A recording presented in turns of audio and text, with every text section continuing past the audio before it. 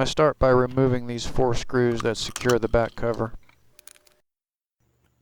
The intake check valve flap has collapsed into its respective orifice again.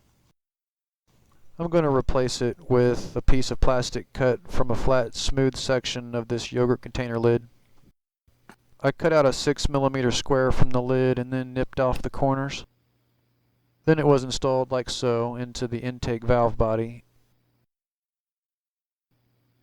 Now the pump is reassembled. After reinstalling the pump and back cover, it's time to test.